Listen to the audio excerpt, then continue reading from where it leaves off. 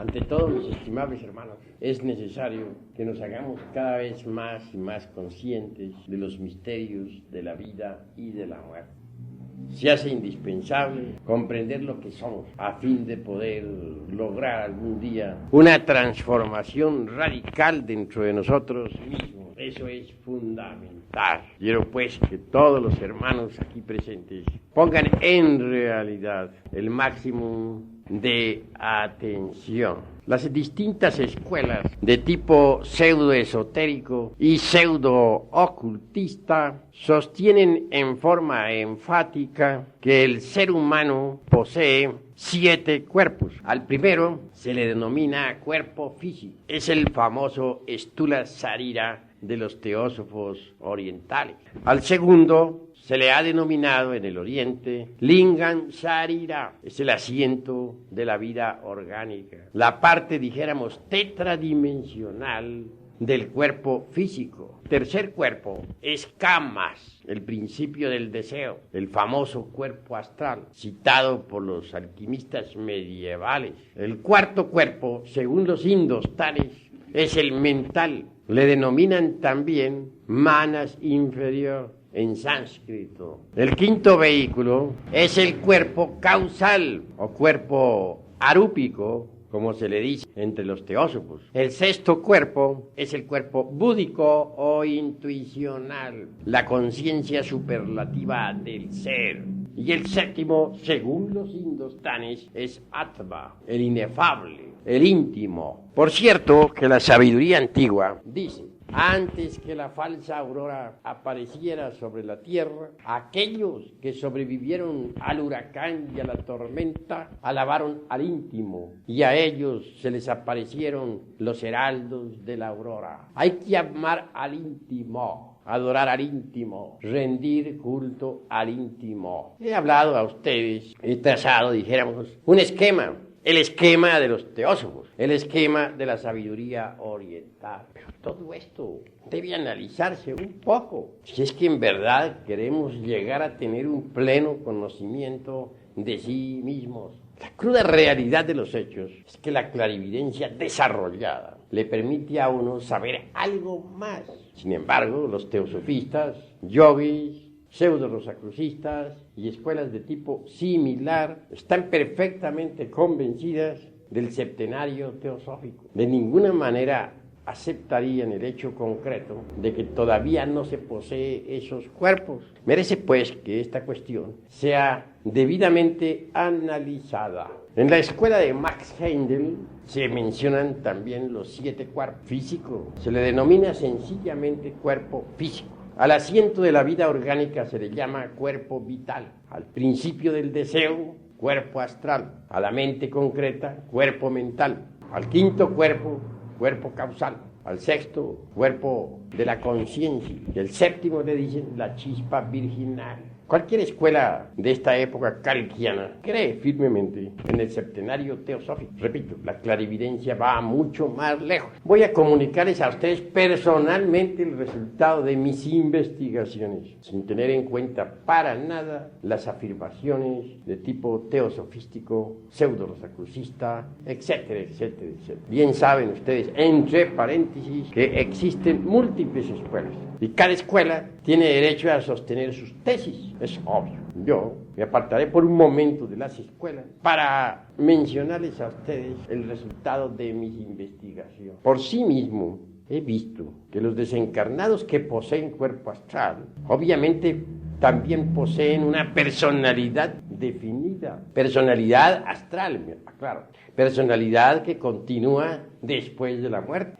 Me doy cuenta de que no todos los seres humanos poseen un cuerpo astral. Los que lo poseen, lo tienen. Ese cuerpo astral en el mundo astral parece un vehículo real de carne y hueso. Es un cuerpo definido con sus órganos, con su fisiología, con su patología, con su ultrabiología, etc. Mas los que no poseen tal cuerpo, uno sabe en el mundo astral que no lo poseen, pues no lo tienen. Tales criaturas parecen meros fantasmas, sonambúlicos, moviéndose precisamente en la quinta dimensión, es decir, en la eternidad, en el astral. Claro, lo que estoy diciendo, en modo alguno podría ser comprobado por los sentidos de percepción externa. Estoy hablando algo que no cabe dentro del mundo de los 5 sentidos, algo que solamente puede ser evidenciado, verificado en el mundo astral y con sentidos diferentes. ¿Qué es lo que continúa, decía yo anoche,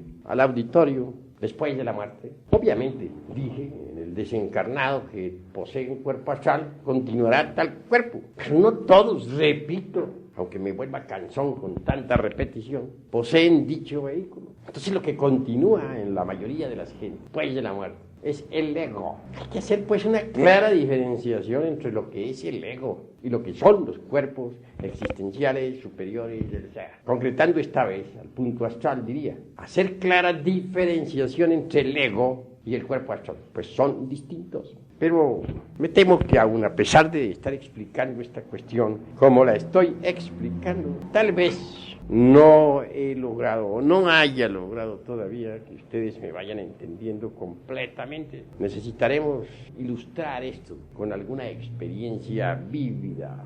Conocí un caso magnífico. Un hombre se veía muy devoto y en verdad amaba la gnosis. Una vez que hubo desencarnado, me propuse investigarlo con las facultades supranormales en la quinta coordenada, es decir, en la quinta vertical. Este término de afirmaciones puede que moleste a los ignorantes ilustrados, pero ustedes son sinceros y están aquí para escucharme. Y claro, yo estoy aquí para explicarles, para hablar. Quiero pues que nos pongamos de acuerdo en todos estos temas, a fin de que haya comprensión. Hay sistemas que le permiten a uno abandonar el cuerpo físico a voluntad. Por medio de la hipnología también se consigue. Si ponemos a alguien en estado hipnótico, ya en trance, mediante la voluntad, es posible extraer su conciencia de entre el cuerpo físico. Entonces el hipnotizado podrá ver, oír, tocar y palpar realidades que no pertenecen al mundo tridimensional de Euclides. Mas, francamente, no utilizo el sistema de la hipnología por considerarlo demasiado residual, incipiente, ciencia apenas como para parvulitos. Nosotros vamos más lejos. Podemos, repito, ya mediante la catalepsia o por procedimientos sintéticos, específicos, científicos, abandonar el cuerpo físico para explorar la vida en los mundos superiores. Si les digo a ustedes que puedo hacerlo, no se extrañen. Soy el presidente fundador del movimiento gnóstico cristiano universal y a muchos he enseñado esa ciencia y a muchos la enseñaré en lo futuro. Así que en cualquier instante abandoné el cuerpo físico para investigar a mi amigo, el director de un grupo gnóstico. Con dolor he de decir que bien pronto lo encontré en estado, dijéramos, sonambúlico. Parecía aquel hombre un sonámbulo. La palabra hombre me parece exagerada. Si dijera fantasma, tal vez sería más exacto. Caminaba así por las calles de una gran ciudad. ¿Cuál? La de aquella ciudad donde él viviera antes de desencarnar. Su aspecto no era precisamente muy hermoso. Revelaba el estado de descomposición del cadáver. Le toqué y le hallé demasiado helado, frío. Ciertamente aquel hombre, y repito, uso esta vez la palabra hombre en una forma convencional, no había trabajado jamás con el fuego sagrado. Mas esto es grave. Tenía esposa sacerdotisa. Quiere decir que le hacía creer a las gentes que él trabajaba en la alforja de los cíclopes. Si en verdad era un fornicario como cualquier otro. Está usted desencarnado, le dije. Su cuerpo físico ya murió. Está en un sepulcro. Hágase consciente de esta realidad.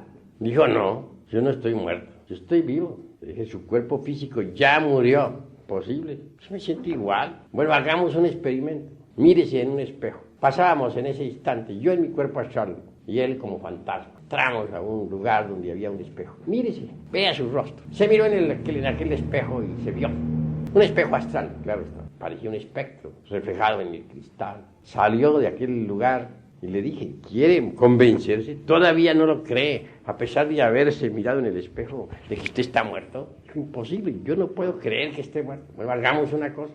De un salto alargado con la intención de flotar en el ambiente circundante y verá que puede flotar. Con eso usted se convencerá de que sí está muerto. Porque en el mundo físico reina la ley de la gravedad. Allí da uno un salto y cae al suelo. Pero en el mundo astral reina la ley de la levitación. Los cuerpos flotan. Dijo, bueno, voy a hacerlo, a ver si eso es cierto de que yo estoy muerto. Porque no lo creo. Bueno, del salto. El hombre dio un salto largo, prolongado, con la intención de flotar en el ambiente circundante. Fantasma flotando. Pero pronto se le vino a su mente calenturienta, una mente torpe, la idea de que podría irse de cabeza en instantes y estar flotando. Y convirtió aquello en realidad. Tal idea se volvió un hecho. De cabeza se fue. Entonces se clavó pues, en tierra con la cabeza hacia abajo y las piernas hacia arriba, formando el signo de la pentalfa invertida. En esos instantes le dije, usted es el que en su mente se ha forjado la idea de que puede irse de cabeza. Todo era en vano. Afloraron en aquel fantasma distintas formas animales. Una parecía un toro furioso. Dije, el demonio de la ira. Otra, perro furioso, lascivia. Otra, un caballo que trotaba, lujuria, etcétera, etcétera, etcétera. Distintas bestias inhumanas surgían de allí, de aquel fantasma. Los diversos yoes de que tanto hablamos anoche en nuestra plática y que son una realidad. Bueno, no todos los aquí presentes estuvieron en la plática de anoche, pero creo que sí han oído hablar del yo pluralizado y de los diversos yoes que hay que disolver, entre paréntesis. Al fin, hube de alejarme pues de aquel pobre fantasma múltiple, porque era ya la hora de regresar a mi cuerpo físico.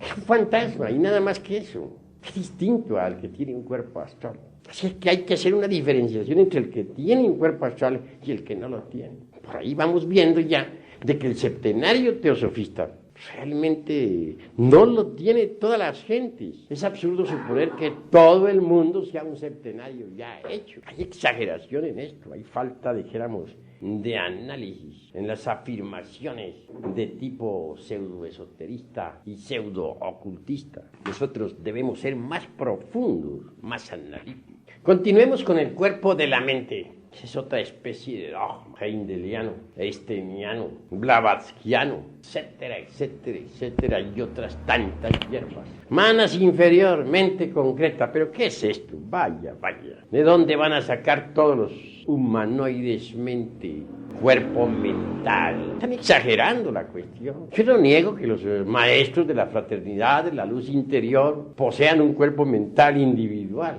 Negarlo sería un absurdo. Pero tampoco afirmo que todos los humanoides que pueblan la faz de la Tierra ya posean el cuerpo mental. Que no se exageren las cosas. Las escuelas con personalidades kantianas de esta época no solamente ignoran, eso es lo más grave, sino además ignoran que ignoran. No solamente no saben, sino además ni siquiera saben que no saben, y eso es doloroso. Mente individual, ese es un lujo que muy pocos pueden hallar, que muy pocos pueden tener. Si hacemos reconsideraciones de fondo, podemos evidenciar por sí mismos que la mente que tenemos parece una veleta, gira de acuerdo con la onda. Hoy un pensamiento, al rato otro, tan pronto afirmamos como negamos, estamos llenos de terribles contradicciones. Si tuviéramos una mente individual, sería imposible que fuéramos tan paradójicos, que nos contradijéramos tanto a sí mismos, de momento en momento. Nosotros sabemos que nos contradecimos demasiado, pero nos las arreglamos, autoengañándonos, con el propósito de no parecernos locos a sí mismos. Siempre encontramos un justificativo o una evasiva para nuestras queridas justificaciones. Sí, es que como yo no había madurado bien esta idea, por eso pensé así, hoy pienso diferente. Es que ya analicé mejor la cosa y el negocio que pensaba hacer ya no lo hago, etcétera, etcétera, etcétera. Siempre algún malabar hacemos con el entendimiento para autoengañarnos. No tenemos ganas de pensar que somos locos. Eso nos disgusta horriblemente. La realidad es que mente individual es muy difícil hallar. Hay que fabricarla y la gente no la ha fabricado. Lo que tenemos son mentes y esto es diferente. Dentro de nuestra persona humana, si humana se puede llamar, entre paréntesis, cosa que pongo en tela de juicio, viven muchas personas de tipo psicológico. Observemos las contradicciones. Vamos a comer y decimos, voy a comer. Mas de pronto nos asalta otra idea. Nos asalta una idea que sale del yo del movimiento. Dice, no voy a comer todavía. Voy a ir a tal o cual lugar. Tal idea puede ser también saboteada por el yo del intelecto. Y dice, pero bueno, ¿a qué voy a tal lugar? mejor me siento a leer el periódico.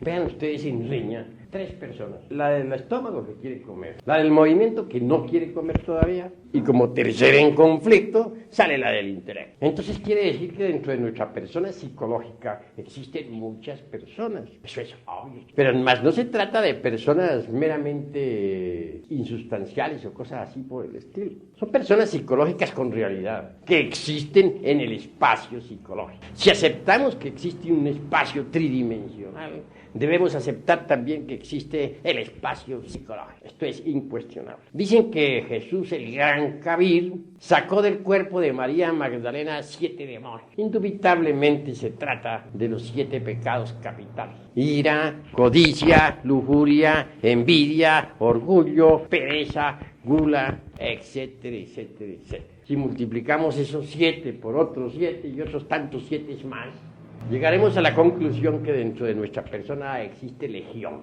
En el Evangelio, al poseso, a quien Jesús se dirigiera, exclamó: mi nombre es Legión. El nombre de cada uno de nosotros es también Legión. Somos Legión. Así lo dice el Evangelio. Yo lo repito porque así es. Legión, ¿pero legión de qué? ¿De demonios?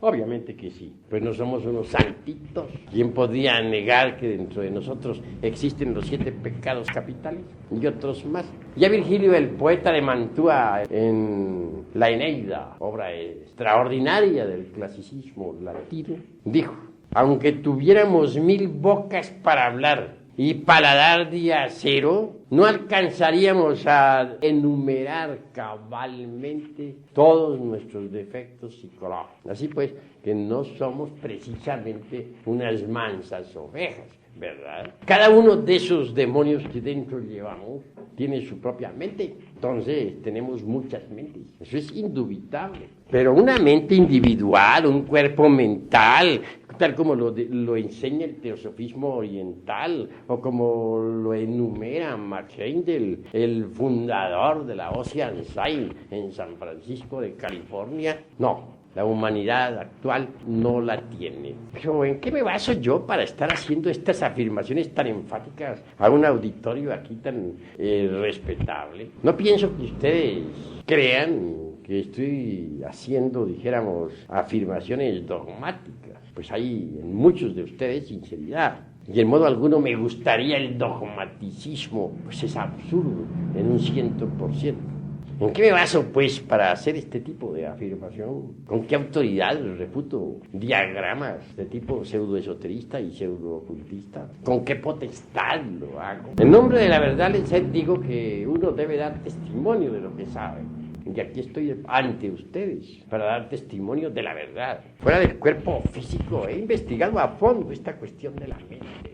La he estudiado detenidamente. Alguna vez, precisamente, estando con Mr. Leadbeater, que fue uno de los teosofistas más excelentes de finales del siglo pasado, principios del presente, autor de muchas obras, entre ellas La vida interna, Los chakras, etc. Tuve de pasar por una vivencia formidable. Entonces, Mr. Leadbeater me dijo: nosotros aquí en los mundos internos tratamos de ayudarle a fin de que usted pueda entregar el mensaje que se le va a dar, que lo puede entregar a la humanidad allá, en el mundo físico. Sí, Mr. Leadbeater, le dije: ¿qué me dice usted de las obras que usted escribió? Eso no tiene la menor importancia. Lo habló, pues, con una sonrisa, donde me dio a entender francamente que tan solo había hecho un trabajo incipiente, literario. Había dado las primeras letras como para despertar inquietud, mas no había escrito obras esotéricas de fondo.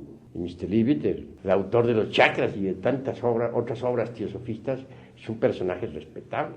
Obviamente, en los mundos superiores, Mr. Leadbeater es un maestro de la venerable logia blanca. No es pues un cualquiera. En el teosofismo estudia detenidamente sus obras. Luego, procedió Mr. Leadbeater dándome cierta ayuda específica definida. En esos instantes, el ser interior profundo de él mismo separó mi cuerpo mental del cuerpo astral y me llevó a Egipto, la tierra de los faraones. Penetré en un templo. Allí me encontré con algunos antiguos iniciados, amigos míos. Estuve platicando con ellos amigablemente. Venerables ancianos de la época del faraón. ¡Qué fresco! Regresé nuevamente a mi cuerpo astral. Pero el viaje lo hice en mental. Y con mi cuerpo mental regresé nuevamente para meterme dentro del cuerpo astral. Le dije, esto es maravilloso, formidable. Di las gracias a Mr. Leadbeater, me despedí. Él se alejó de mí, se internó por esas calles de Londres, pues él fue inglés. Y yo le saludé todavía desde lejos. Un hombre consciente, un hombre despierto, un verdadero maestro. Entonces me dije, ¿por qué las gentes creerán que tienen cuerpo mental? Yo lo tengo, sí, lo tengo, porque lo fabriqué en antiguas edades. Pero todo el mundo no se ha dedicado a estos estudios. ¿De dónde sacan eso de que tienen un cuerpo mental individual? ¿Por qué exageran la nota? Todos los textos de tipo pseudoesoterista, pseudoocultista. La gente lo que tiene son múltiples yoes, y cada yo tiene su propia mente. Es decir, la gente tiene muchas mentes, pero más no una solamente como lo supone. Pasemos ahora a la cuestión del cuerpo causal. El cuerpo causal es el cuerpo de la voluntad consciente. En el mundo de la voluntad consciente encuentra uno las causas de sus propios errores, las causas de sus equivocaciones. Los yoes causas, pues cada yo tiene su causa que lo produce. En el mundo causal encuentra uno la ley de la balanza, la ley de la justicia cósmica. Descubre uno en el mundo causal que toda causa tiene su efecto y que todo efecto a su vez se convierte en causa. Alguna vez hallándome en el mundo de las causas naturales, dentro de un templo magnífico y en cuerpo causal, hube de acercarme a un orador. Este daba explicaciones a sus discípulos en el mundo de las causas naturales. Algo le dije con el propósito de estudiar el encadenamiento de causas y efectos. Le hice una pequeña refutación a un concepto con el que no estaba muy de acuerdo. Él a su vez vi que se sintió un poco incómodo con mi refutación y hizo otra afirmación.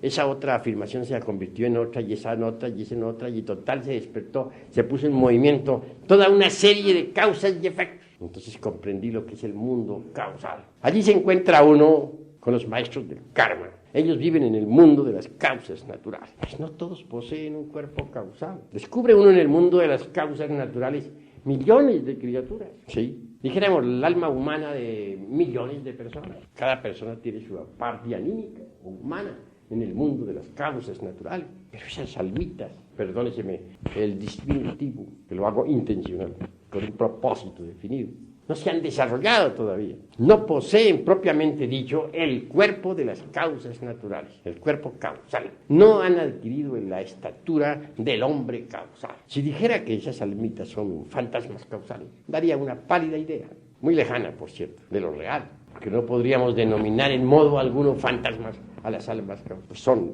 criaturas muy reales, pero tampoco han alcanzado tales criaturas el estado aquel del hombre causal. El hombre causal es el hombre causal.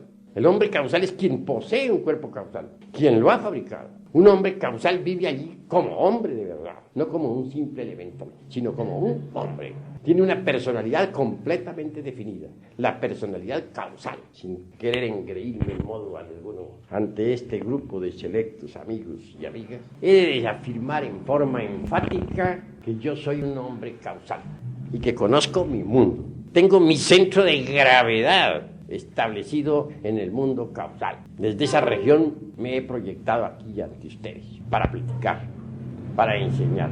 Desde esa región me proyecto al mundo astral para trabajar, o al mundo de la mente, cuando es necesario. Pues, ¿qué? Doy testimonio de lo que es, sin importarme que las gentes crean o no crean. El septenario teosófico realmente no es para todo. Uno tiene que fabricar esos cuerpos, astral, mental, causal, para poder convertirse en hombre de verdad, en hombre causal. Solo un hombre real puede recibir los principios anímicos y espirituales, o étnicos, el neuma de los gnósticos, espíritu, para convertirse en hombre. Pero el que no ha fabricado tales cuerpos no es hombre. Estoy haciendo una afirmación bastante espinosa. Ustedes me toleran, porque son personas simpáticas. Tal vez, si hablar en la plaza pública y le dijera a las gentes esta verdad, podría ser apedreado, como Esteban, o lapidado allá en la tierra de los moros, como Raimundo Lulio, el gran alquimista medieval. Para ser hombre, repito, es condición básica crear los cuerpos existenciales superiores del real. Ustedes no poseen tales cuerpos, mas sí poseen los gérmenes para los mismos. Esos gérmenes están depositados en las glándulas endocrinas sexuales, que entre paréntesis no son, como muchos creen, cápsulas cerradas. No, las glándulas endocrinas sexuales excretan hormonas, incretan hormonas. Avanzando por este camino, diremos que el Sol está haciendo un gigantesco experimento en el laboratorio mismo de la naturaleza. El experimento del Sol consiste precisamente en crear hombres solares. Difícil experimento. En la época de Abraham, el profeta, hubo bastantes creaciones. Durante los 8 primeros siglos del cristianismo se lograron muchas creaciones. En la Edad Media, unas pocas. Actualmente se están haciendo grandes esfuerzos a fin de que el Sol pueda lograr una buena cosecha de hombre solar. No es cosa fácil convertirse en hombre solar. Se necesita ante todo de cooperar con el experimento solar. Se requiere de la disponibilidad al hombre. Solo así tales gérmenes podrían desarrollarse. No aseguramos que en todos los casos dichos gérmenes se desarrollen. Lo normal es que se pierdan, mas si cooperamos con el Sol, podremos lograr tal desarrollo. Ahí está el germen para el cuerpo astral. En esas glándulas endócrinas del sexo está el germen de la mente y el germen del causal. Pero para que estos gérmenes puedan desarrollarse, se necesita de tierra fértil. Obviamente, si el terreno es fértil, los gérmenes germinarán. Mas si no lo es, se perderán. Si experimentamos con glándulas, dañamos el terreno para el desarrollo de los gérmenes. Los trasplantes glandulares, los experimentos con diversas hormonas, los ensayos con tiroxina, etcétera, etcétera, etcétera, indubitablemente alteran el terreno humano, el cuerpo orgánico, impidiendo la germinación de tal simiente. Y esto es gravísimo. Sin embargo, los científicos están convencidos de su ciencia. Creen que los trasplantes, los ensayos con hormonas, los cambios de glándulas por glándulas de mono, etcétera, etcétera, etcétera, son un gran adelanto. Lo cual en el fondo resulta risible y muy falso. Bien sabemos nosotros lo que son las hormigas. Uno se admira cuando observa un palacio de hormigas. ¡Qué organización tan perfecta! Lo único que siente uno un poco de dolor es al saber que todo aquello se hace automáticamente. No hay duda de que en un pasado antiquísimo, que viene por allá de la época primaria y secundaria, las hormigas fueron una raza humana. Establecieron ese orden social a base de tremendas dictaduras sangrientas. Eliminaron los principios religiosos por considerar que les saboteaban el orden dictatorial. En un principio se necesitó del guante de hierro de un Stalin. Hablo en forma símil, pues no quiero concretar a Stalin como personalidad. A través del tiempo los movimientos fueron haciéndose automáticos. Como quiera que la inteligencia se atrofió, todos los movimientos se heredaron de padres a hijos. Se hicieron ensayos glandulares de toda especie que alteraron la morfología humana. Pasando por distintos procesos involutivos, aquella raza se fue empequeñeciendo aún más y más. Y su morfología alterándose involutivamente cada vez más. Hoy son lo que son. Pues que esas criaturas involucionaron en el tiempo. Marcharon de acuerdo con la ley de la entropía universal. Quienes ven las cosas superficialmente, las mentes huecas y estériles, los pozos de agua no profunda, pueden plenamente reírse de tan insólita declaración. Mas la verdad es la verdad, y hay que decirla, cueste lo que cueste. No es posible que los gérmenes para el hombre se desarrollen en terrenos no fértiles. El organismo hay que mantenerlo en buen estado, a fin de que esos gérmenes para el hombre se desenvuelvan armoniosamente. Crear tales cuerpos es posible cuando uno conoce a fondo la alquimia sexual.